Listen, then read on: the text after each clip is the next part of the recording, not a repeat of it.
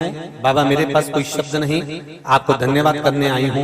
मेरे भोले तेरा सहारा है, मेरी नैया का तू ही किनारा है।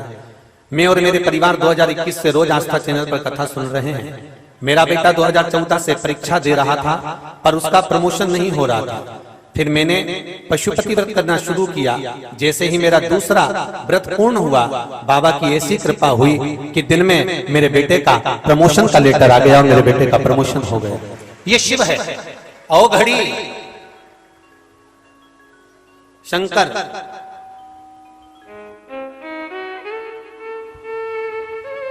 शिव है अवघड़ी।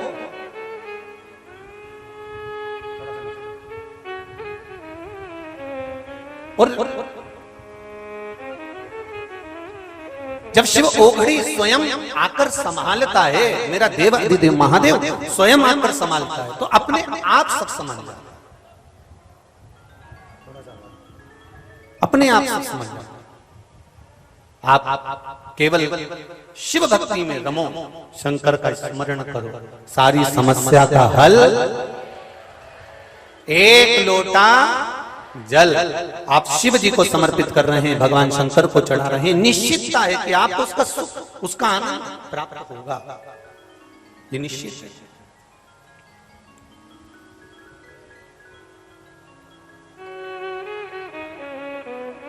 महाराज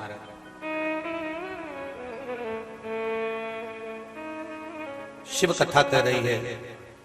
अजामिल ने वैश्या के स्वरूप को देखकर उससे विवाह करने की मन में ठान ली थी। उसी तरह जिस दिन हमारा देवाधिदेव महादेव में ये चित्त चले जाए, ये मन चले जाए, ये बुद्धि चले जाए, प्रयास करना कि हम देवाधिदेव महादेव के हो जाएं और महादेव हमारा हो जाए, फिर कोई बीच में पर्दा नहीं होना चाहिए। कुछ समझाना बड़ा मुश्किल है,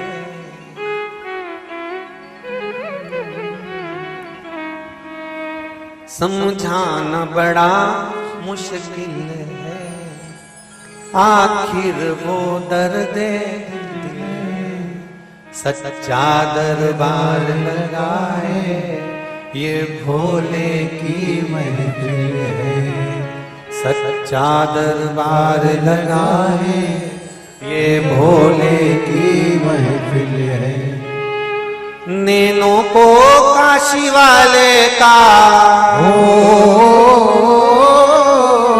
नैनों को काशी वाले का दीदार चाहिए, वो काशी रहने वाला भोलानाथ चाहिए, वो काशी रहने वाला भोलानाथ चाहिए, वो काशी रहने वाला भोलानाथ चाहिए, वो काशी रहने वाला भोलानाथ चाहिए। नैनों को डमरू वाले का, नैनों को काशी वाले का हो, नैनों को भोले बाबा का दीदार चाहिए, वो काशी रहने वाला भोलानाथ चाहिए, वो काशी रहने वाला भोलानाथ चाहिए, वो काशी रहने वाला भोलानाथ चाहिए, वो काशी रहने वाला भोलानाथ चाहिए। आओ से दोनों हाथ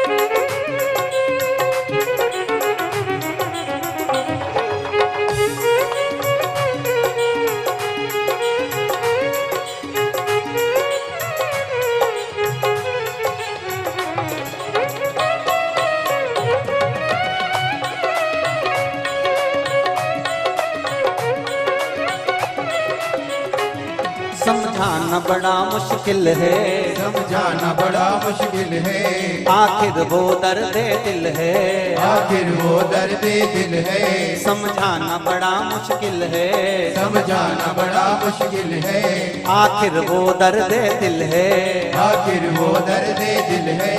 सच्चा दरबार लगा है ये भोले की महफिल है, सच्चा दरबार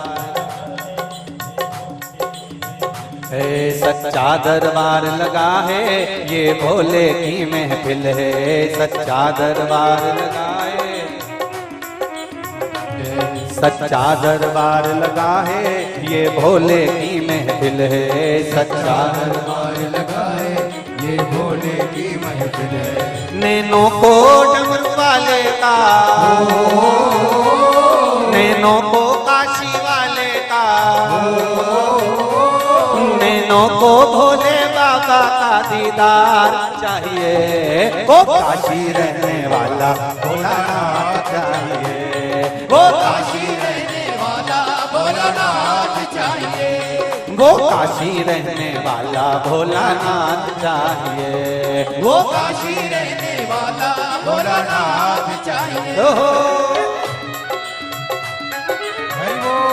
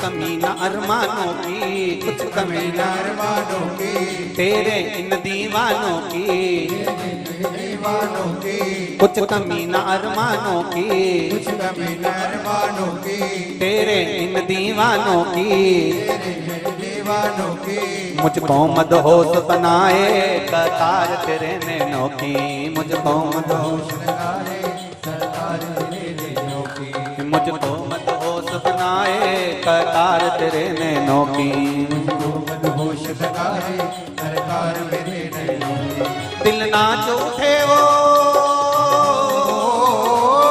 दिल नाच उठे वो गंगा का दीदार चाहिए, वो काशी रहने वाला भोलानाथ चाहिए, वो काशी रहने वाला भोलानाथ चाहिए, वो काशी रहने वाला भोलानाथ चाहिए, वो काशी रहने वाला भोलानाथ चाहिए। नैनों को डमरू वाले का, नैनों को काशी वाले का, नैनों को भोले बाबा का दीदार चाहिए, वो काशी रहने वाला भोलानाथ चाहिए, वो काशी रहने वाला भोलानाथ चाहिए, काशी रहने वाला भोलानाथ चाहिए। हरि बोल।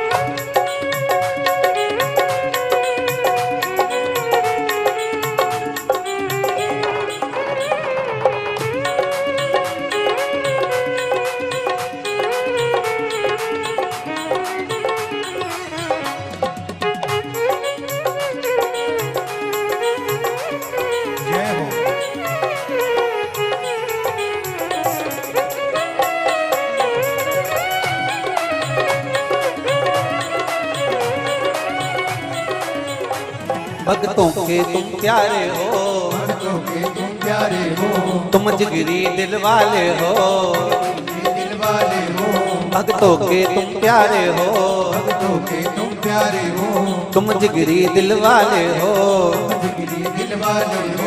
कितनों पर डोरे डारे तेरे नैन बड़े मस्ताने, कितनों पे डोरे डाले तेरे नैन बड़े मतवारे, नैनों को काशी वाले का, नैनों को काशी वाले का,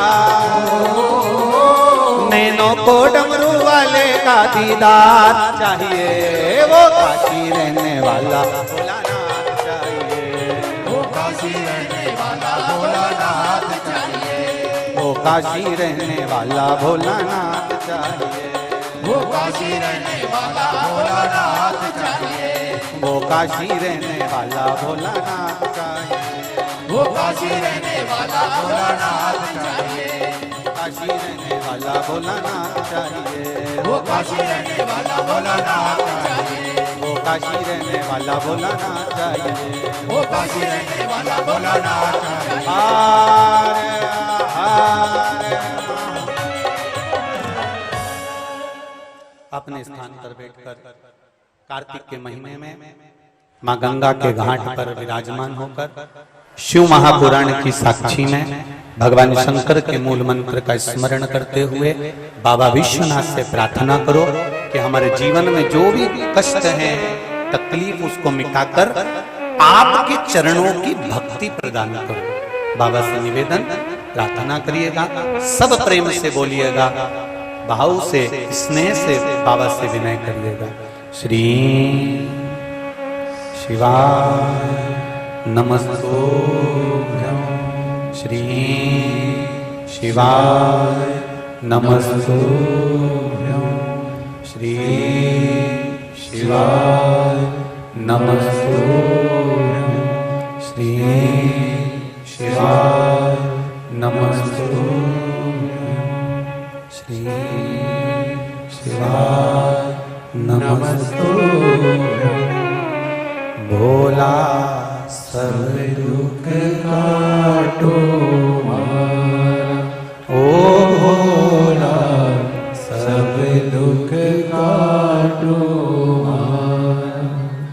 शिव शंकर जपूं तेरी माला, भोले बाबा जपूं तेरी माला, भोला सब दुख काटो मार, ओ भोला सब दुख काटो मार।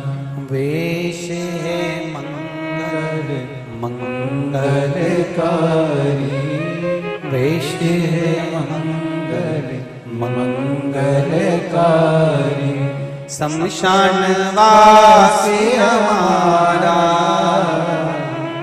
शमशान वासी हमारा, ओ भोला सब दुख काटो मार, ओ भोला सब दुख काटो मार। भगवान शिव से प्रार्थना, ये जीवन के सारे दुख काट कर आपके चरणों की भक्ति प्रदान कर,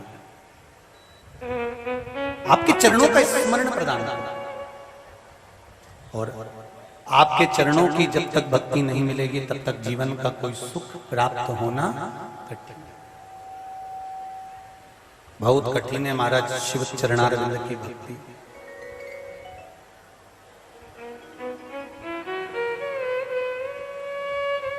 देखिए विदल और उत्पल, ये दो असुर ऐसे हैं कि जिन्होंने माता पार्वती जी की सुंदरता देखकर उनकी ओर आसक्त होते, ये उनकी ओर आसक्त होते।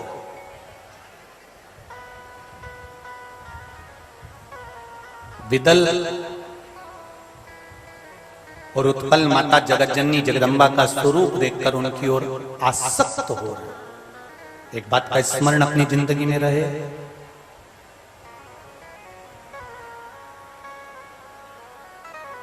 अभी नवरात्रे गए हैं, नवरात्रे में आपने माँ देवी का स्वरूप देखा होगा, माँ दुर्गा का स्वरूप देखा होगा, माँ भवानी का स्वरूप देखा होगा। काशी में देवी जी बैठती हैं, कहीं कहीं यहाँ बैठती हैं, तो आपने माता रानी का स्वरूप देखा होगा, कितनी सुंदर है। हमारे यहाँ के शास्त्र तो यहाँ तक कहते हैं कि तेरी प्रतिमा इतनी सुंदर, तू कितना सुंदर होगा।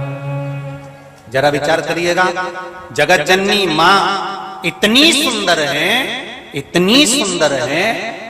शिव महापुराण की कथा कहती है कि माता का जो स्वरूप है, माता का जो स्वरूप है, ये स्वरूप घर की जो माँ होती हैं, माता होती हैं, इनका स्वरूप जो होता है, ना जाने कितने कितने जीव, जैसे विदल, उत्पल, ये असुर हैं, राक्षस हैं।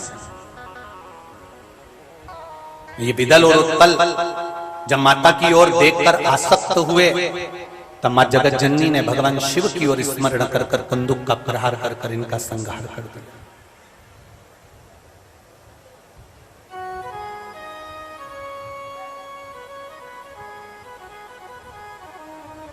एक बगीचे में लगा हुआ फूल,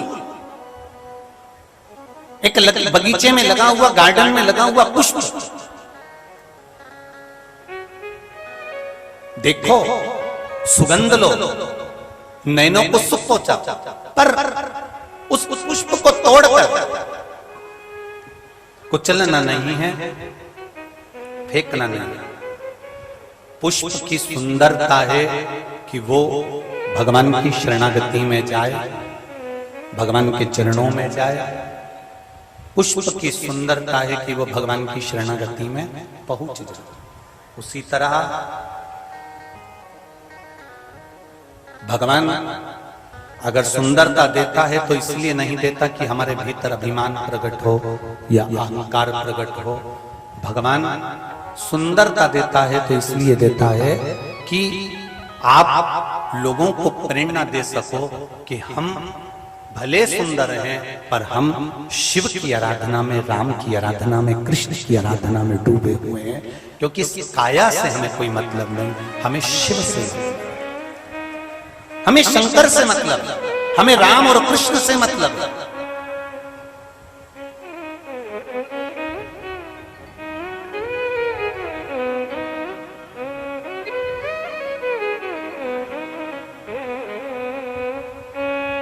भरी सभा थी जनक जी महाराज की, बड़े बड़े शूरवीर राजा बैठे हुए थे और अष्टावक्र जी का आगमन हो गया था।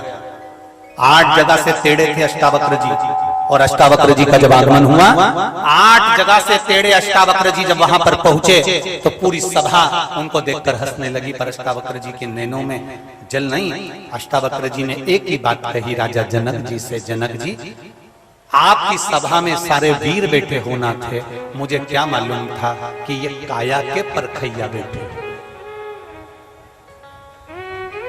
अष्टावक्र जी ने कहा मुझे यह नहीं मालूम था कि ये काया को देखने वाले बैठे। फिर वही बात आ गई है जिस बात को हमने पहले भी कथा में कहा कि लोग पूछते हैं शंकर भगवान को रिझाने के लिए कौन से कलर के कपड़े पहनना चाहिए जिससे भगवान शंकर प्रसन्न हो जाए। भगवान को पाने के लिए कौन सा कपड़ा चेंज करना चाहिए, कौन सा कपड़ा बदल लेना चाहिए, कौन सा कपड़ा पहन लेना चाहिए जिससे भगवान प्रसन्न हो जाए। शिव महापुराण की कथा बार बार कहती है शिव को पाने के लिए कपड़े बदलने की जरूरत नहीं पड़ती, भगवान शंकर को पाने के लिए कलेजा बदल लो, बस भगवान तुम्हारे सामने आकर खड़ा हो जाए। हम कपड़े ना बदलें, हम कलेजा बदलें, हम चित्त बदलें, अपनी वृत्ति बदलें। बड़े बड़े स्थान पर बैठ जाएंगे, बड़े बड़े पद पर बैठ जाएंगे और उसके बाद भी हम 24 घंटे किसी ना किसी की निंदा में लगे रहेंगे, तो उसमें आपको परमात्मा की कभी प्राप्ति नहीं हो सकती। हाँ, उससे ये जरूर प्राप्त होगा कि हम किस कुल में जन्मे हैं। हम क्या लोगों की केवल, अष्टावक्र जी ने जनक जी की सभा में जाकर कह दिया था कि यहाँ जितने बैठे हुए हैं एक वीर नजर नहीं आता मुझको, यहाँ केवल इस शरीर को, इस चमड़े को देखने वाले बैठे हुए हैं जो मुझे देखकर हंस दिए हैं।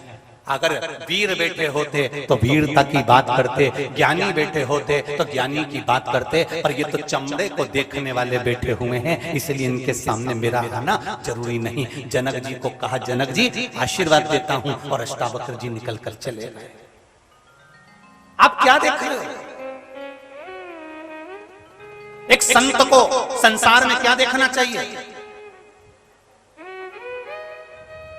एक साधु को संसार में क्या देखना चाहिए? एक तपस्वी को संसार में क्या देखना चाहिए? एक अच्छे स्थान पर बैठने वाले को संसार में क्या देखना चाहिए? और एक घर में रहने वाले को संसार में क्या देखना चाहिए? कभी अच्छे से रामचरितमानस का स्मरण करिए, कभी अच्छे से श्रीमद् भागवत का, कूर्म पुराण का, नारद पुराण का, विष्णु पुराण का स्मरण करिएगा कि एक संत, साधु, सन्यासी, तपस्वी, साधक, उपासक क्या देखे।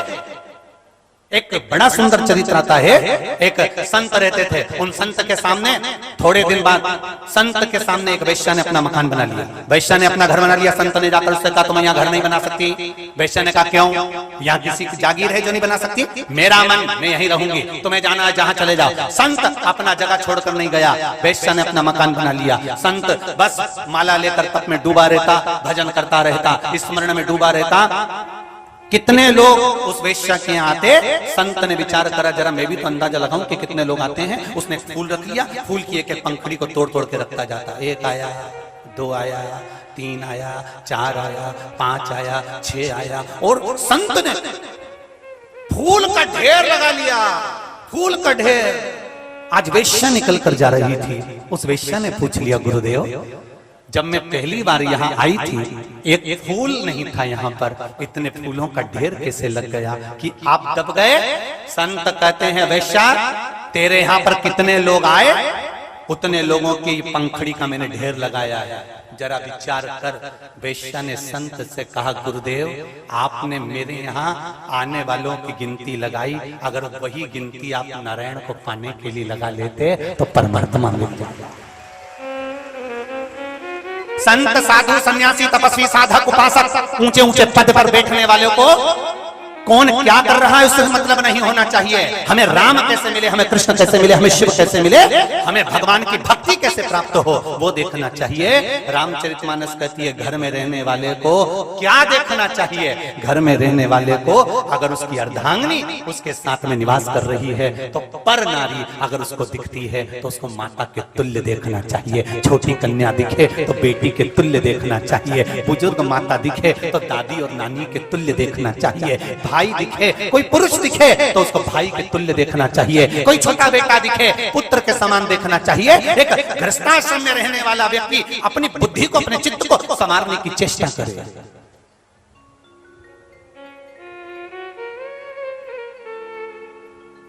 हम क्या देख रहे हैं?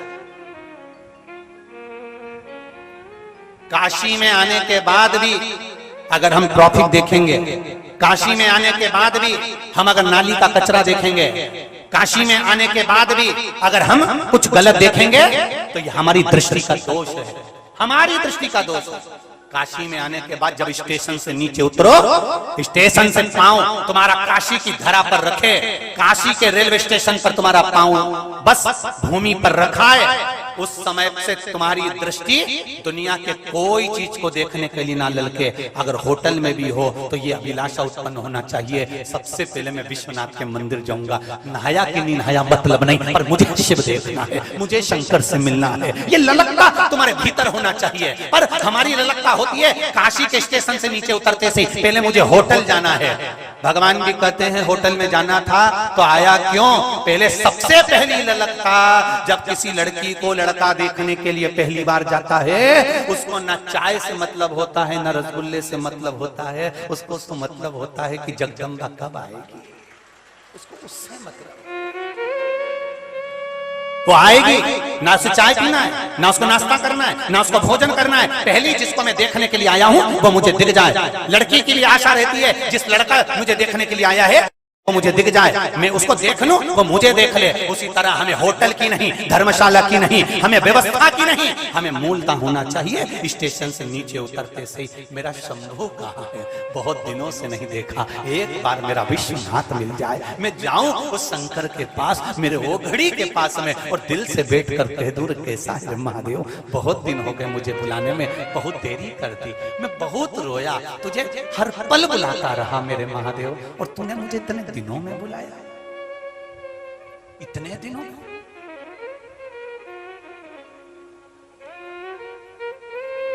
जब महादेव की पूजन सतुआ बाबा करा रहे थे, तब हमारी भी आंख में जल भरा हुआ था। बाबा इतने साल से रोज भजन गा रहा हूं कि ओ काशी के भोलेनाथ मने थारी, अरे बोलो जम के बोलो, याद सतावे। और इतने समय के बाद तेरी याद सताई। बीच में जब कथा पक्की हो गई, फिर बाद में मालूम पड़ा कि कथा कैंसिल हो गई। मंदसौर में हमने किसी से नहीं कहा, हमने पशुपतिनाथ के पास जाकर कहा, रे बाबा हम में कौन सी कमी रह गई जो एक बार आपका दर्शन नहीं हो पाया, कथा हो ना हो पर तू एक बार तो दर्शन, कमी क्या रह गई रे मैं बाबा। और बाबा विश्वनाथ विश्वनाथ है, उसने वहां से इशारा करा, बाबा ने यहाँ कथा करवाई। 6-8 दिन हो जाएगा, कल 7वां हो जाएगा। जितने गंगा के घाट पर ये विश्वनाथ की कथा का जो आनंद चल रहा था, ये मेरा विश्वास कहता है खुशियों से अभी तक तुम्हारी झोली भरी थी, अब बेग भक्त कर लेकर जाओगे, निश्चित है, निश्चित है। जो रह गया वो बाद में पछताएगा जरूर, ये भी निश्चित है। जो रह गया, एक पत्र एक फौजी ने लिखा है, उसने अपनी फौजी का लेटर भी लगाया है जो सरकार का होता है। मैं फौजी हूं, संजय मेरा नाम है, कहीं बैठे हो तो हाथ हिलाइएगा, आप ही हैं। मैं फौजी हूं, 24 साल देश की सेवा करी है। 2018 में 31 दिसंबर को मैं रिटायर हुआ हूं।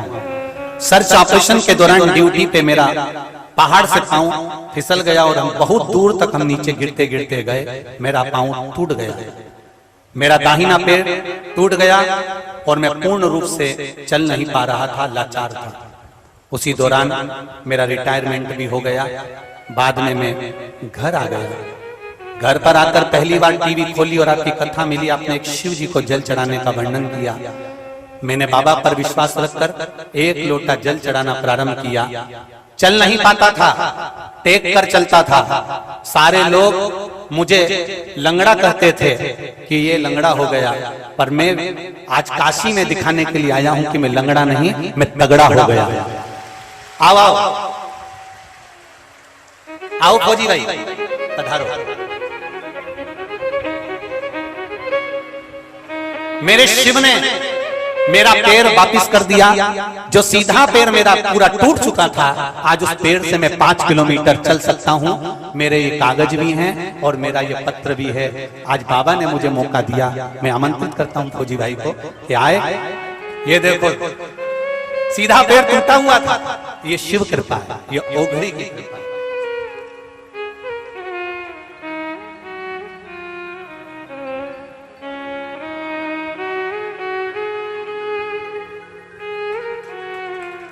शंभो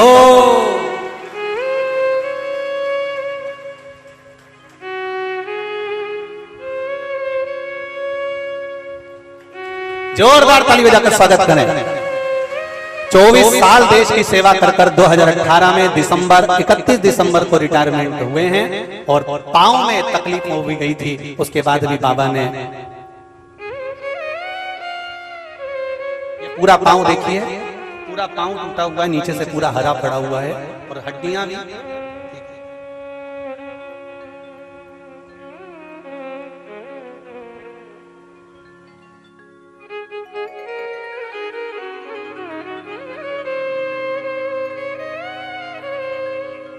यही काशी के निवासी हैं। एक बार जोरदार ताली बजाओ काशी वालों, हमें गौरव है फौजी भाई।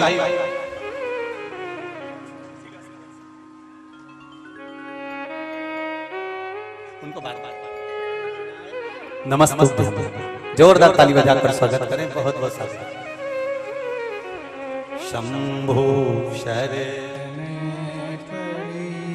मांगो घड़ी ले घड़ी दुख काटो, दया करी न दर्शन आपो, शंभो शरण पड़ी मांगो। फौजी भाई का कहना है पहली बार कथा मेरी धर्मपत्नी ने सुनवाई थी और इन्हीं ने मुझे कथा सुनने की प्रेरणा दी थी और आज मेरा पांव इन्हीं के बल पर बाबा की भक्ति से ठीक हुआ है। श्री शिवाय नमस्ते। मांगू घड़ी घड़ी दुख काटो, दया करी ने दर्शन आपो, शंभो शरण पड़ी मांगो घड़ी रे घड़ी दुख काटो, दया करी न दर्शन आपो। शिव तत्व है ये। भगवान शंकर को पाना। एक बेटी बैठी हुई है यहाँ पर जिसका फेफड़ा एक साइड का पूरा फेफड़ा खराब हो गया है और पूरा फेफड़ा खराब होने के बाद में डॉक्टर ने कह दिया था कि यह अच्छी जिंदगी नहीं जी सकती। शिवजी पर एक लोटा जल आप ही हैं, आप ही ने भेजा, जो दोनों हाथ हिला दीजिएगा। श्री शिवाय नमस्ते। एक साइड का फेफड़ा पूरा खराब है, डॉक्टरों ने कह दिया था ये कुछ नहीं कर सकती, 2 कदम नहीं चल सकती, पर बाबा की कृपा से एक लोटा जल और बेलपत्र का फर्क इतना है कि मेरी बेटी आज पूरी तरह से ठीक है और बाबा की कृपा से उसको पशुपतिनाथ व्रत की कृपा से उसका मुंबई में पवई में एक अच्छी कंपनी में जॉब भी लग गया है। मैं बाबा को धोख लगाने के लिए। श्री शिवाय नमस्ते। बैठिए। हर हर शिव तत्व है, उदारता मेरी शिव।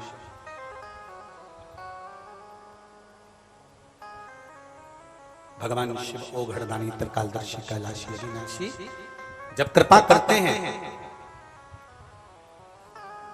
एक संत, एक साधु, एक सन्यासी, एक तपस्वी, एक साधक, एक उपासक,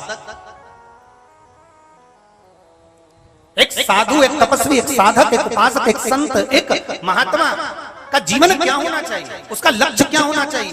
निंदा नहीं, बुराई नहीं, चुगली नहीं, अपशब्द नहीं। उसके लिए एक ही होना चाहिए कि मुझे भगवान कैसे मिलेगा, मेरा शंभु, मेरा राम, मेरा कृष्ण कैसे मिलेगा।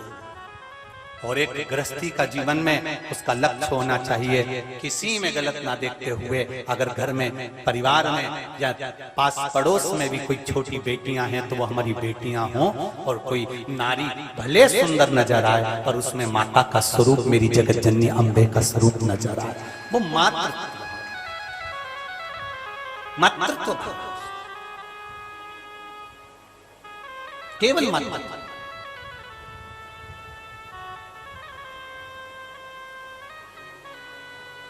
एक बात अपने ध्यान में रखिएगा,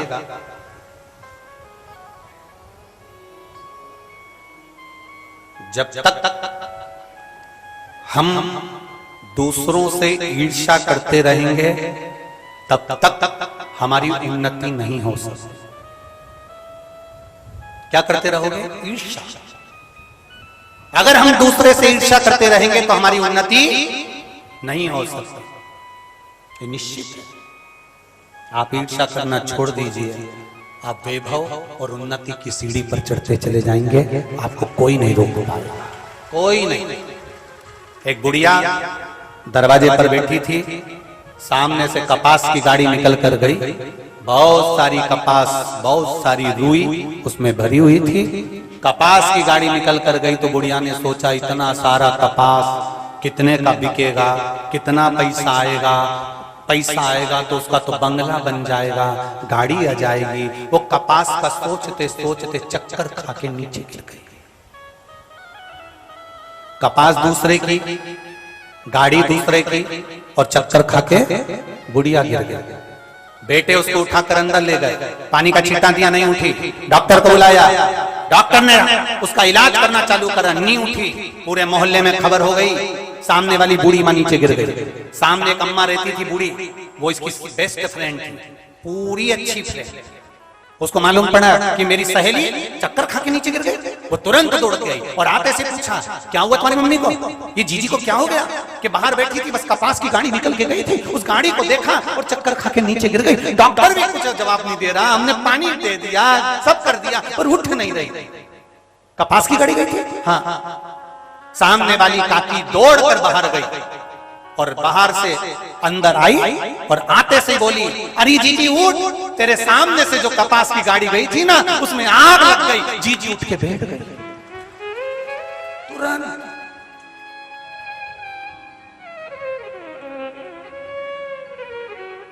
बच्चों ने पूछा, काकी आपने हमारी मम्मी को कैसे अच्छा कर दिया? कुछ नहीं बेटा, कुछ नहीं करा। वो कपास की गाड़ी दूसरे की थी, कितने में बिकेगा, कितना पैसा इकट्ठा हो रहा होगा, कितना धन आ रहा होगा, और करेगा क्या, इतना रुपया सोच सोच के चक्कर खा के नीचे गिर गई। ये ईर्ष्या अंदर इतनी जलन की भर गई, इतनी जलन की भर गई कि जैसे खाने से एसिडिटी होती है, वैसे ईर्ष्या से एसिडिटी हो गई और चक्कर खा के नीचे गिर गई। अब वो चक्कर जो खाई थी तो उसको बोलना तो पड़ेगा कि वो गाड़ी बर्बाद हो गई। कई लोग संसार में ऐसे हैं जो दूसरे का सुख नहीं देख सकते, वैभव नहीं देख सकते, वो बस आस लगा कर बैठे हैं, केवल आस लगा कर बैठे हैं।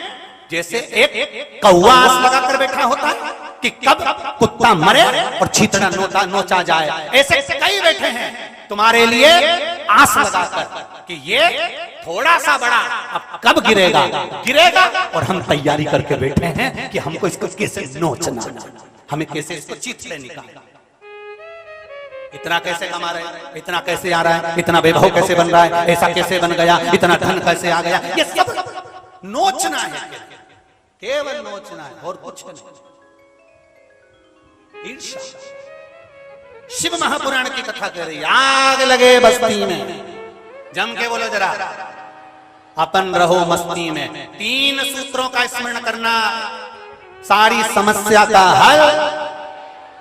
और दूसरा, आग लगे बस्ती में अपन रहो, क्या किसको रोइए।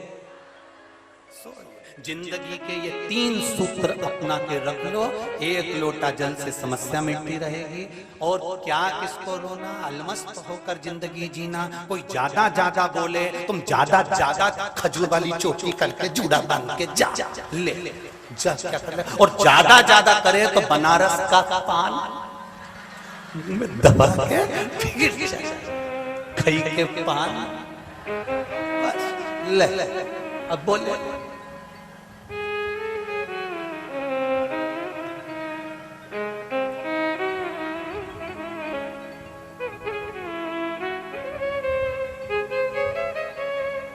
जितनी मस्त की जिंदगी जी सकते हो, अलमस्त।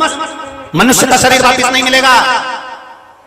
83,99,999 जीवन निकलने के बाद तब मनुष्य बने हो। इसको ऐसे ही मत गवा देना कि केवल खाया पिया एंजॉय, नहीं, खूब एंजॉय की जिंदगी जियो, खूब अच्छा खाओ, अच्छे से रहो, फुल जिंदगी एंजॉयमेंट जियो। और साथ में 1 लोटा जल शंकर जी के मंदिर में जाके चढ़ाते, बस ये जिंदगी अलमस्त। और कोई मतलब नहीं अपने को, बस भगवान की भक्ति जरूर करना। मनुष्य का जीवन मिला है, खूब बढ़िया खाओ पियो मौज करो अपनी जिंदगी। रोज तुम्हारी अगर पाचन क्रिया ठीक है तो रोज पोया हुआ गुलाब जामुन इमरती भजिया पकौड़ा खाओ, कौन मना करे। और ज्यादा कभी हफ्ते में 1 आध बार लिट्टी ने चोखा।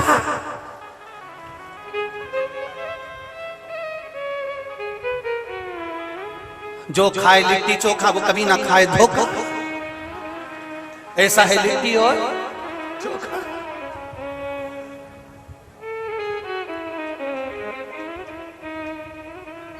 क्या सोचना। और जब मन हो जाए और लगे कि अब हमारे घर में कोई त्योहार आ रहा है तो ठेहुआ, क्या बोलते ठेहुआ, वो मीठा आटे में गुड़ घोल के ठेहुआ, हाँ जो भी हो, तुम काशी वाले समझ गए ना, बहुत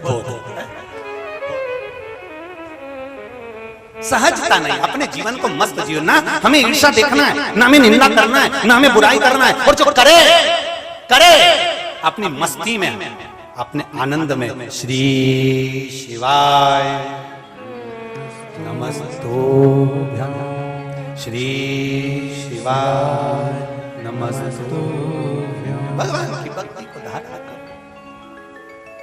विदल उत्पल माता पार्वती के सुंदर स्वरूप को देखकर आसक्त हुए पार्वती जी ने कुंदुक उठाकर प्रहार करा। और कुंदुक उठाकर जब प्रहार करा तो वो विदल उत्पल का अंत तो हो गया, पर कुंदुक मेरे बाबा देवाधिदेव महादेव के चरणों में जाकर गिर गया। शिव जी का नाम कुंदकेश्वर पड़ा। क्या नाम पड़ा? कुंदकेश्वर। पहले भी कथा में कहा, आज फिर कह रहे हैं, जब बहुत भारी रोग शरीर में हो जाए, डॉक्टर दवाई दे, वो दवाई अगर नहीं लग रही हो तो डॉक्टर की ही दवाई खाओ और कुंदकेश्वर महादेव का नाम लेकर खाना चालू करो, दवाई असर करना प्रारंभ कर देगी। निश्चित ऐसा नहीं है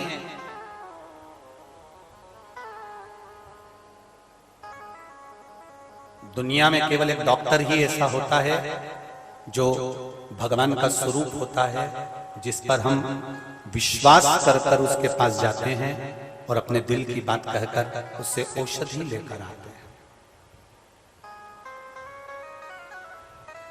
इस व्यासपीठ से कभी नहीं कहा ऐसा कि आप डॉक्टर के पास मत जाओ। ये व्यासपीठ हमेशा कहती है कि डॉक्टर के पास जाओ, जांच कराओ, दवाई लाओ और उस दवाई को, उस औषधि को कुंदकेश्वर महादेव का स्मरण कर कर खाओ, जिससे एक बार खा ली जाए तो दूसरी बार जरूरत नहीं पड़े और शरीर ठीक हो जाए। शरीर दवा के साथ में दुआ की भी जरूरत पड़ती है, इसलिए एक लोटा जल शिव जी को रोज चढ़ाओ, थोड़ा सा आचमन करने के लिए लेकर आओ, बेलपत्री चढ़ाओ।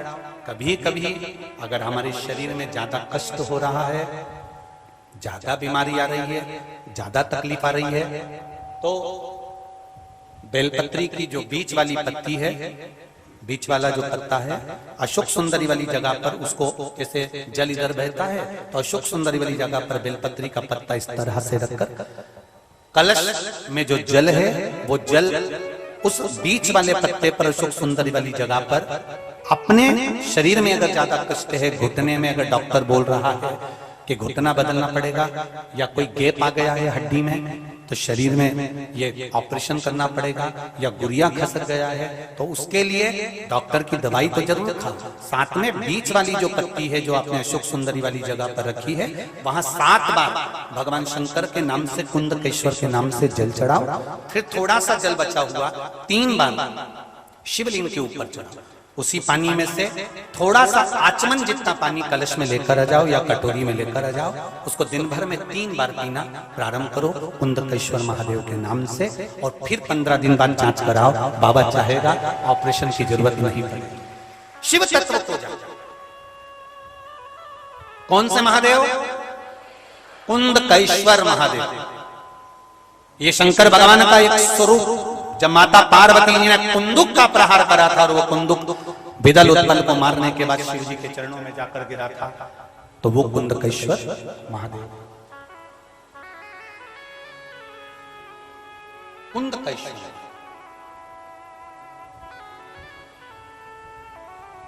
कभी मौका मिले, आप एक दूसरे के संपर्क में जब आए, एक दूसरे से जब मिलना होता है, तो एक बार मुख से दिन भर में प्रयास करा करो, 1 बार 2 बार आपके मुख से श्री शिवाय नमस्तुभ्यम निकल जाए, इतना प्रयास जरूर करना। मंदिर विश्वनाथ के दर्शन कर रहे हो, बहुत सारे लोग दर्शन कर रहे हैं, एक बार जमकर चिल्लाकर बोल ही देना कि श्री शिवाय नमस्तुभ्यम। काल भैरव का दर्शन कर रहे हैं, देवी का दर्शन कर रहे हैं, किसी शंकर मंदिर का दर्शन कर रहे हैं, एक बार जम के आवाज लगाकर कहना। उसका कारण है अपने भीतर की जो काम, लोभ, आसक्ति, वासना, तृष्णा, कोई पाप कर्म हमारे जीवन में हमारे द्वारा कोई पाप। ऐसा नहीं कि संसार में कोई व्यक्ति ऐसा हो गया जिससे पाप नहीं होता। श्रीमद् भागवत कहती है 4 स्थान पर हर व्यक्ति से पाप होता है। पहला, झाड़ू लगाते समय छोटे छोटे जीव मर जाते हैं, पाप हो जाता है। अग्नि जलाते समय पतंगे जल जाते हैं, पाप माथे चढ़ जाता है। नहाते समय, कपड़ा धोते समय, स्नान करते समय, बर्तन मांजते समय छोटे छोटे जीव मर जाते हैं, अपने को नहीं दिखते, पाप माथे चढ़ जाता है। चौथा, घर से जाते समय अपने पांव के नीचे, चप्पल के नीचे छोटे छोटे जीव मर जाते हैं, पाप माथे चढ़ जाता है। 4 स्थान पर हर व्यक्ति से पाप होता है, चाहे कोई भी। ये पाप की गठरिया उसके मस्तक पर बंधी रहती है। पाप कहां जाकर कम होता है? जब हम किसी देवालय में, कथा में, मंदिर में पहुंचते हैं और हमारी नाभि से जब आवाज निकलती है। तुमने कई बार देखा होगा, विश्वनाथ जी के दर्शन करने जाते होगे या भगवान के मंदिर दर्शन करने जाते होगे, तो कई बार आप लोगों ने देखा होगा कि कई साधु, सन्यासी या कोई संत इतनी जम के चिल्लाता है कि अपने को डर लग जाता है। आते से चिल्लाएगा, एकदम मन में भय लगेगा, कौन चिल्लाया? कारण क्या? वो चिल्लाया नाभि से। क्यों चिल्लाया? 4 स्थान पर पाप होता है, वो पाप कहीं नहीं कटता। मरने से पहले उस पाप को अगर काटना है तो या तो शिव महापुराण की कथा में जाकर या शंकर के मंदिर में जाकर जम के बाबा को पुकार लो, कट जाता है। कट पाप हटने का स्थान ही है।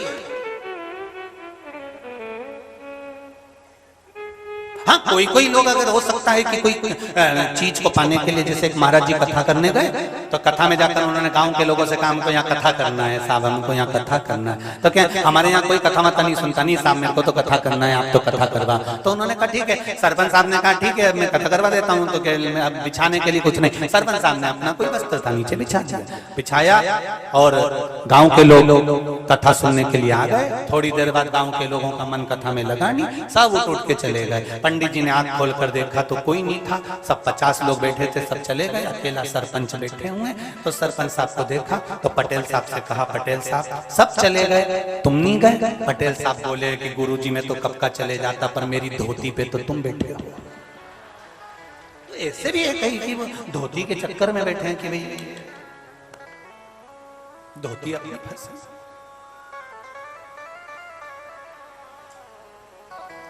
शिव के द्वार पर जाना, शिव महापुराण में जाना, एक बार दिल से नाभि से कहना श्री शिवाय हर हर नमः शिवाय। दिल से कह दो उसका नाम का उच्चारण, उसके दिल से, ये नाभि कोष से निकल जाता है।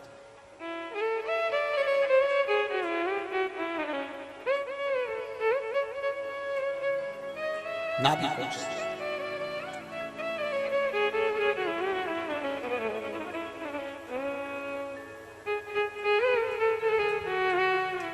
महाराज कथा कर रही है, आगे वर्णन आया।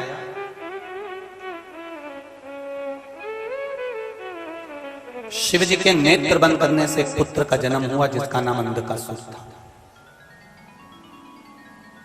पार्वती मैया ने इसको गोदी में लिया,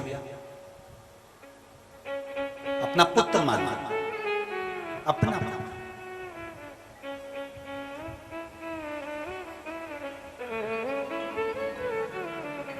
शिव जी ने मना करा, इसको तो समुद्र में फेंक दे। पार्वती मैया फेंकना नहीं चाहती क्योंकि मेरा पुत्र है, मेरा बेटा है। केवल एक माँ ऐसी होती है, बेटा कपूत से कपूत भी हो जाए तो भी माँ अपने बच्चे के लिए कभी गलत नहीं सोचती। केवल माँ।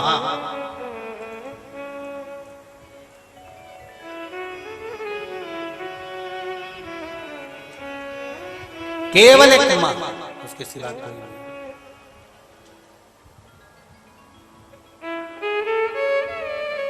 आप बेटा अब शब्द भी बोल देता है, आड़ा टेढ़ा भी बोल देता है, कुछ गलत भी बोल देता है तो भी माँ उसके लिए कभी गलत नहीं सोचती।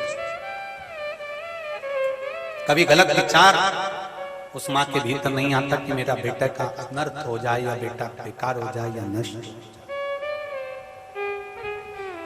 जैसे माता और पिता अपने बच्चे के लिए कभी गलत नहीं सोचते, संसार में जन्म लेने वाले बच्चे भले परमात्मा के लिए गलत गलत बोल देते हैं, परमात्मा के लिए अपशब्द बोल देते हैं, पर कभी परमात्मा अपने बच्चों के लिए गलत नहीं सोचता। वो सोचता है कि इसका उद्धार हो जाए,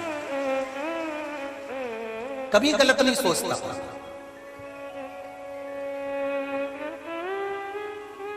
मेरा भगवान कभी किसी के लिए गलत विचार नहीं करता। कई लोग कहते हैं, कई संसार में ऐसे भक्त भी हैं, भगवान के उपासक भी हैं, जिनको भोगना भी पड़ता है। तो लोग कहते हैं बताओ इतने भगवान के उपासक, भगवान का इतना भजन करने वाला, भगवान का इतना मंत्र जाप करने वाला, भगवान का इतना स्मरण करने वाला, भगवान की भक्ति में डूबने वाला, और इतना कष्ट। कई लोग ऐसे आपकी भी दृष्टि में आ जाता है, पड़ोसन कभी एक लोटा पानी नहीं चढ़ाती, पड़ोसन कभी अगरबत्ती नहीं लगाती, पड़ोसन कभी भगवान के मंदिर नहीं जाती, और भगवान उसको दिए जा रहा है, और हम रोज भगवान को मना रहे हैं, और भगवान हमें दुख पर दुख दिए जा रहा है। उसका कारण क्या है?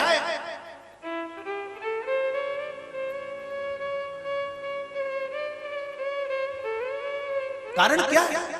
थोड़ा सा कष्ट आएगा, आप हारना मत। ये कष्ट आया है, भगवान अपनी ओर तुम्हें बुलाना चाहता। अरे हमारे यहाँ मध्य प्रदेश में वो ऐसा, इसमें बहुत सारा सामान भर लेते हैं और फटकते हैं, उसको कहते हैं सूपड़ा। तुम्हारे यहाँ क्या कहते हैं? सूप ना? हाँ, तो वो सूपड़ा जो होता है, सूप जो होता है, उसको फटका जाता है। फटकने से कचरा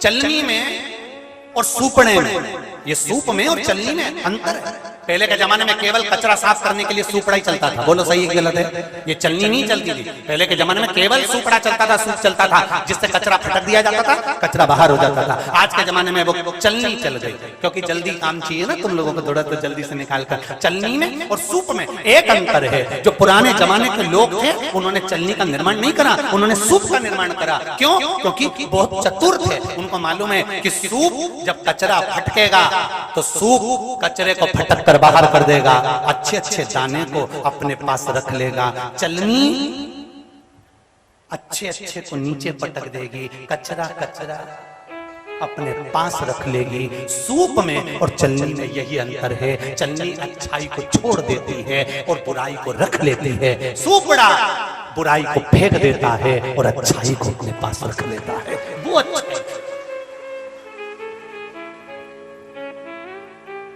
जैसे फटका लगाया जाता है और कचरा बाहर हो जाता है, अगर जिंदगी में थोड़ा सा दुख आए, तकलीफ आए, कष्ट आए, चिंता मत करना, विश्वनाथ जी को जाके धन्यवाद देना कि तूने फटका लगाया है, कचरा साफ कर रहा है। मैं समझ गई। तो थोड़ा कचरा साफ, थोड़ा दुख आया है ना, कचरा साफ करने के लिए। कोई अपशब्द बोल रहा है, कोई ताने दे रहा है, कोई गाली दे रहा है, कोई आपके उंगली उठा रहा है, कोई बार बार आपकी निंदा कर रहा है, बार बार ताने दे रहा है, बार बार गलत बोलने को तैयार बैठा हुआ है। समझ लेना कि महादेव ने इस सूपड़े को तुम्हारे पास भेजा है, तुम्हारे को फटकने के लिए। ये जब जब बोलेगा तेरे लिए आड़ा टेढ़ी बोलेगा, जब जब बोलेगा तेरे लिए गलत ही बोलेगा। समझ जाना कि सूपड़ा परमात्मा ने तेरे लिए भेज दिया है, जिससे फटकी लगा लगा के तुझे एकदम क्लीन कर देगा, साफ कर देगा, तेरा जीवन निर्मल कर देगा। पहचानो इन सूपड़ों को, पहचानो।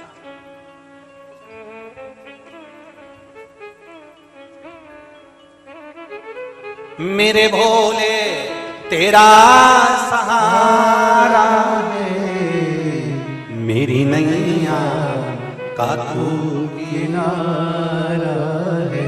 इसके के सिवाय कोई साधन नहीं। हमारा परमात्मा हमारा हो जाए, उसका चरणारविंद का सुख हमको मिल जाए। एक लोटा जल जब हम शिव को चढ़ाने के लिए जाएं, घर से जल लेकर जाओ, घर से जल भर कर लेकर जाओ, और पास में अगर गंगा जल हो तो गंगा जल भर कर लेकर जाओ, मना नहीं। पर घर से आप इसलिए जल लेकर जाना क्योंकि घर में 3 दोष होते हैं। पहला पितृदोष, दूसरा कालसर्प दोष, तीसरा वास्तु दोष। प्रत्येक घर में होता है। चाहे तुम किसी वास्तु शास्त्री को बुला लेना, वो तुम्हारा घर देखकर बोलेगा यहाँ से बाथरूम तोड़ो, यहाँ बनाओ, यहाँ से सीढ़ी वहां बनाओ। कितना भी वीआईपी मकान बना लो, पर थोड़ी ना थोड़ी गड़बड़ी हो जाती है। वास्तु दोष, पितृदोष, कालसर्प दोष, ये 3 दोष प्रत्येक मनुष्य के घर में होते हैं। प्रत्येक मनुष्य के घर में।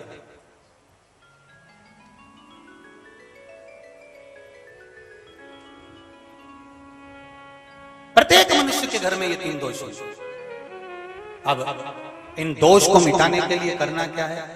इन दोष को मिटाने के लिए अपने घर से जल भर कर लेकर जाना है, क्योंकि घर में जो मटका होता है, हंडा होता है, वो पितरों का स्थान होता है। रसोई घर से जब जल लेकर जाते हैं तो वास्तु दोष समाप्त होता है।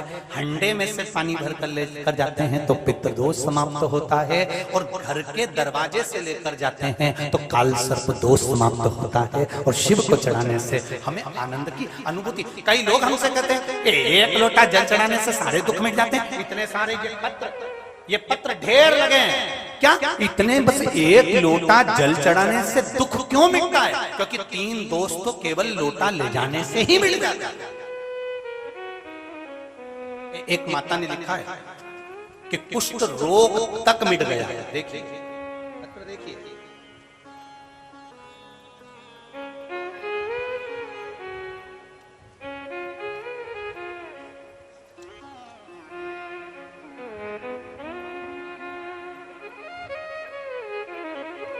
लाइन लिखी है,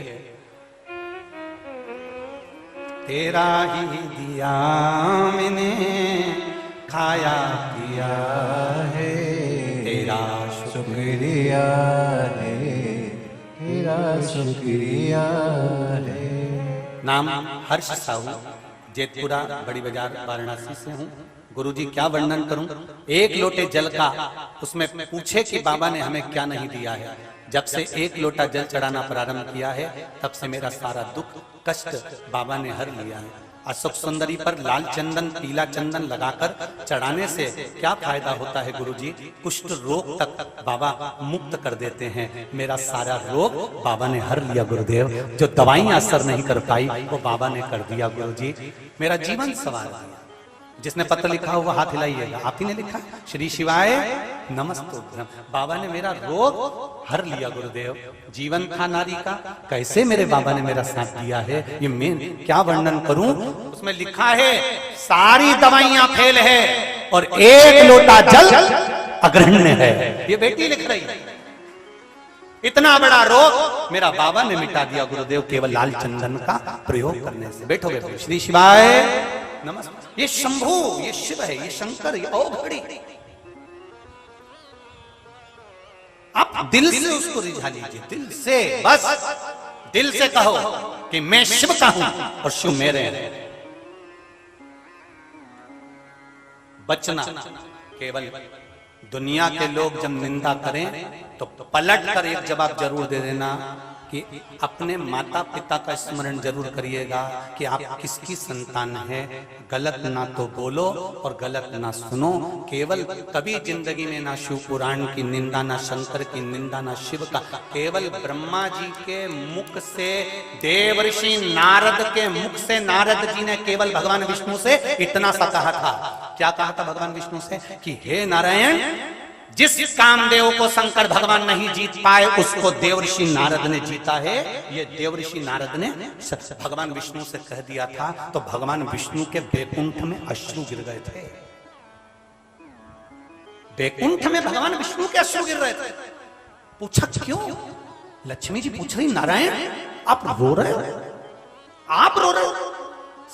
भगवान विष्णु ने कहा, लक्ष्मी ये देव ऋषि नारद ने तो निंदा कर दी और मैंने सुन ली, उसका दोष मुझे लग गया। निंदा कोई कर रहा है शंकर की, शिव की, शिव पुराण की, तो उसको या तो रोक दो, नहीं रुके तो वहां से फिर डिलीट हो जाओ। अपने को बोलना ही नहीं, उसको शब्द ही नहीं कहना। निंदा कर दी लक्ष्मी, इस नारद ने निंदा कर दी, तो उससे होगा क्या? निंदा से कुछ होता है क्या? भगवान विष्णु ने कहा लक्ष्मी तू यही तो नहीं जानती, देव ऋषि नारद ने शंकर जी की निंदा करी है, तो देव ऋषि नारद ने जिस मुख से निंदा करी है इसको बंदर का मुंह लगेगा, और मैंने जिस मुख से सुनी है मुझे घोड़े का मुंह लगेगा, मुझे घोड़े का मुंह लगेगा। लक्ष्मी जी ने कहा घोड़े का मुंह? हाँ, क्योंकि मैंने निंदा सुनी है। अगर निंदा सुनी है तो एक बार मुझे पशु का मुख लगना ही पड़ेगा। और भगवान विष्णु का हयग्रीव अवतार हुआ, घोड़े का मुंह लगा, केवल निंदा सुनने के कारण। केवल निंदा। कोई आड़ा टेढ़ा बोले आप उसको पलट कर जवाब दो, कोई अपशब्द बोले एक बार तड़क कर जवाब दे दो, बहुत जोरदार जवाब दो, भले कोई बोले। और अगर नहीं बोलते मने तो वहां से हट जा। निंदा सुनना नहीं, निंदा करना नहीं, और हम निंदा सुनने के लिए पैदा नहीं हुए हैं। हमारा मनुष्य की योनि निंदा सुनने के लिए नहीं मिली है। ये मनुष्य की योनि 83,99,999 योनि काटने के बाद ये मनुष्य की देह मिली है, केवल शिव का नाम जाप करने के लिए। श्री शिवाय नमस्तुभ्यम बोलो, बड़ी मुश्किल से मिली।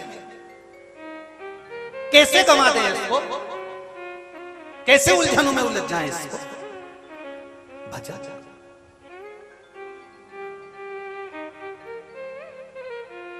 महाराज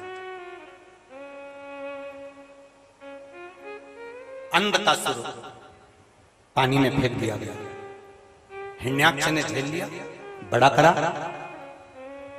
मेरे माता पिता कौन है? हिरण्याक्ष ने कह दिया कोई नहीं। समुद्र में बहकर आया था, मैंने पकड़ लिया था, कोई माता नहीं, कोई पिता नहीं। हिरण्याक्ष का संगार वराह भगवान ने कर दिया। अंधकासुर ने अपने दूतों से कहा कि मेरे को तप करना है, तप करने अंधकासुर बैठा। भगवान ब्रह्मा जी से वर मांगा कि मुझे वर दो, मैं कभी मरूं ना। ब्रह्मा जी ने कहा ऐसा कभी नहीं हो सकता कि तू मरेगा नहीं, मरना तो पड़ेगा। बादाम खाओगे तो भी मरेगा, किशमिश खाओगे तो भी मरेगा, रोटी खाओगे तो भी मरेगा, नी खाओगे तो भी मरेगा। ये तो मरना तो निश्चित है, मरना बिल्कुल निश्चित है। तुम चाहे कथा सुनो चाहे मत सुनो, मरोगे तो सही, ये तो निश्चित है। बस कथा सुनकर मर गए तो वापस जन्म नहीं होगा, और कथा नहीं सुनकर मर गए तो फिर नरक की जिंदगी जीना। 83,99,999 योनियां वापिस प्राप्त कर, फिर चींटी बनो, जुआ बनो, फिर कोई निकालेगा।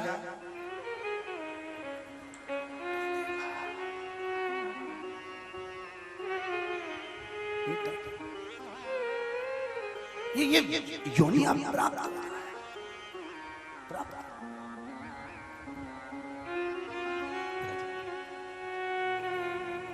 बड़ी मुश्किल से मनुष्य की देह है। 83,99,999 योनियां छोड़ने के बाद ये मानव का शरीर मिला, ये मनुष्य की देह मिली है, ये मानव का शरीर। इसको कैसे कमा दे साहब? कैसे?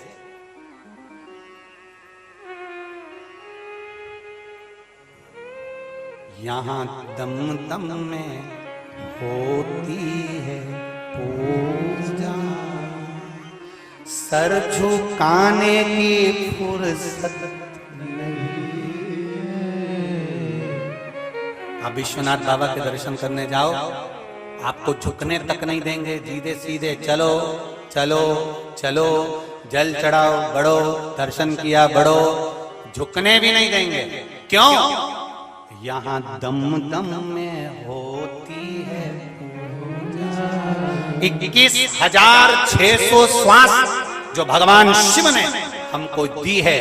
3.5 करोड़ रोम छिद्र जो परमात्मा ने दिए हैं, ये केवल हर श्वास में भजन करने के लिए, पूजन करने के लिए दिए हैं। जब तुम्हारी श्वास भजन कर रही है, तुम केवल शंकर का दर्शन करो, उसका चिंतन करो। दर्शन चिंतन स्मरण कर कर जाओगे, कल्याण निश्चित हो जाएगा। जरूर निश्चित। बड़ी मुश्किल से 83,99,999 योनियां त्यागने के बाद 84,00,000वीं योनि मनुष्य देह की, और बड़ी मुश्किल से अगर हम इसको यूं ही गंवा दे तो हमारा जीवन बेकार। फिर इस मनुष्य देह का मतलब ही क्या? फिर इस मानव शरीर का क्या मतलब?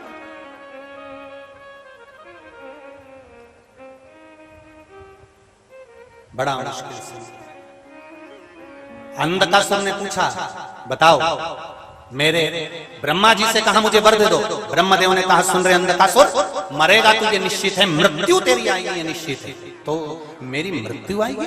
हाँ, तो फिर कोई दूसरा वर तो क्या आप मांग लो। ब्रह्मा जी ने कहा दूसरा वर मांग, तो अंधकासुर ने कहा, वर दो, जिस दिन मैं अपनी माता को गलत दृष्टि से देखूंगा उस दिन मेरे प्राण छूट जाएं। शिव महापुराण की कथा कहती है, अभी आपको कथा में कहा, पर नारी को अगर देखो तो मातृत्व भाव में देखना, कभी गलत भाव में मत देखना। अंधकासुर ने जो गलती करी वो गलती आप और हम ना करें, इसका स्मरण रहे। एक बेटी भी छोटी सी आए तो वो हमारी बेटी है, कन्या है, देवी का स्वरूप है। कोई युवती भी हमारे सामने आए तो वो माँ देवी जगदम्बा का स्वरूप है। कोई बुजुर्ग भी आए तो वो हमारी नानी और दादी माँ का स्वरूप है। उसमें माता का स्वरूप देखो, उसमें माता का प्रतिबिंब देखते।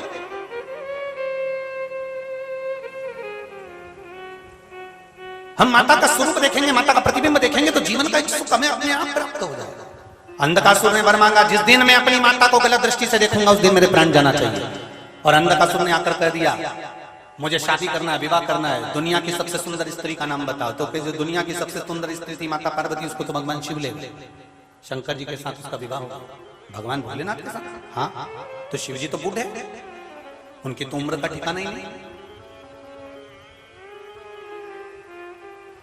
लोग भजन में भी गाते कि शिव तो ठहरे कैलाशी, हरि गोरा पछताओगे, बूढ़े जोगी के संग में तुम कैसे रहे।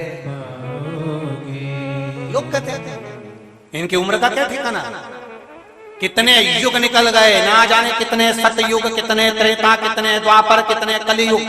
और काशी वालों तुम्हें तो प्रसन्न होना चाहिए, देवाधिदेव महादेव को बारंबार दंडवत करना चाहिए कि ये काशी की वो धरा है जिसने ना जाने कितने सतयुग देखे हैं, ना जाने कितने त्रेता, कितने द्वापर और कितने कलियुग देखे हैं, और काशी वैसे की वैसी है, आज भी वैसी। ये देवाधिदेव महादेव की कृपा से। अपने जैसे ना जाने कितने आ गए, कितने चले गए, पर काशी वहीं की वहीं रह गई, वहीं की वहीं। उसको कोई नष्ट नहीं कर सकता।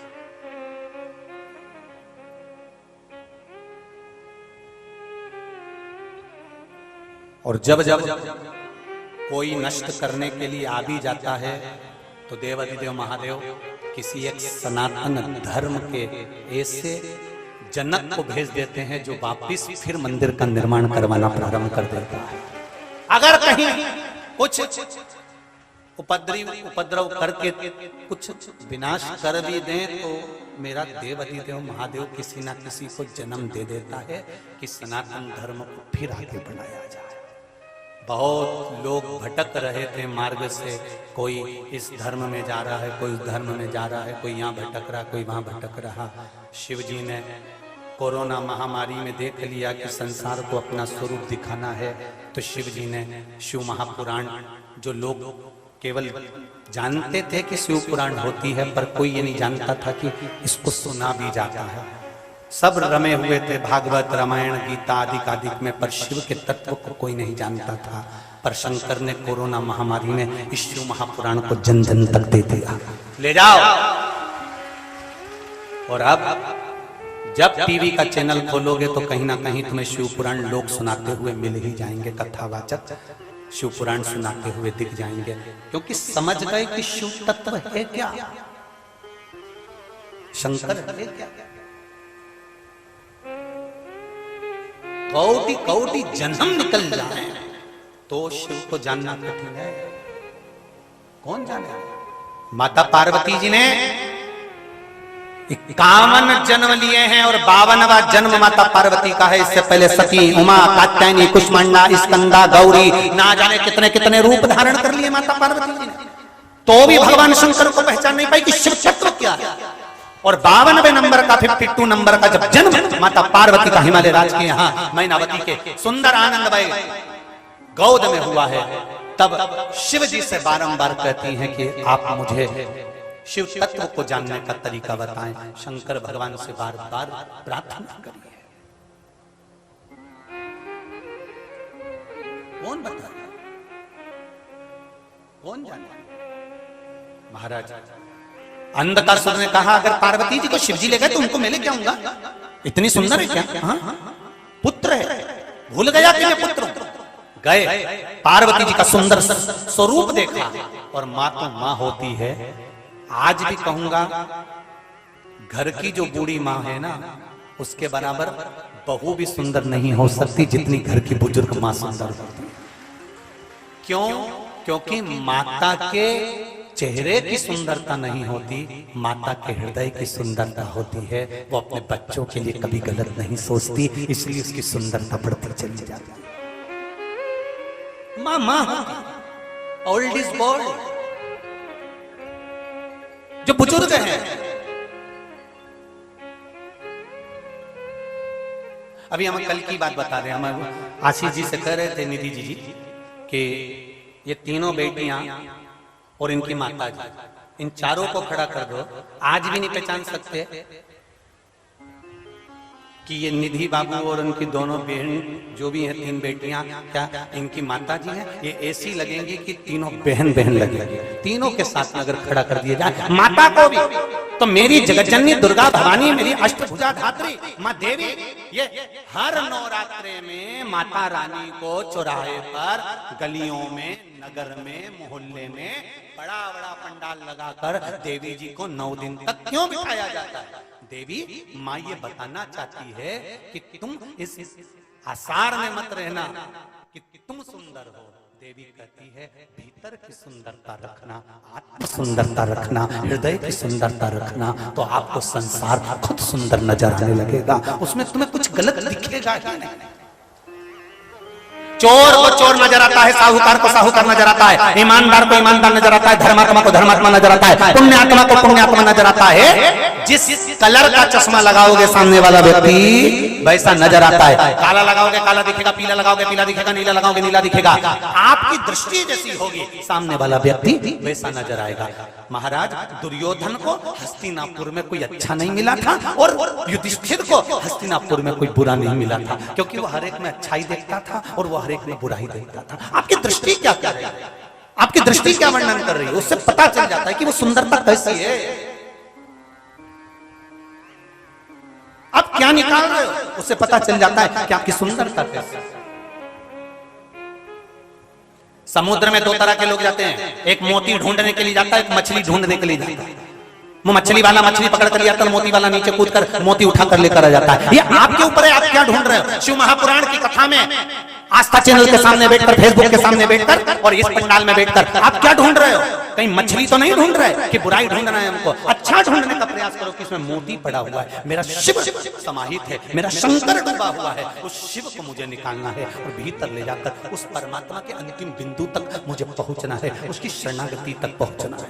वो बिंदु को हमें ढूंढना, वो मोती को हमें ढूंढना। अंधकासुर ने जाकर जैसे पार्वती जी को देखा, पार्वती जी के सामने जाकर कहा नारी तुम इतनी सुंदर हो, मैं तुम्हें वरना चाहता हूं। माता की आंख में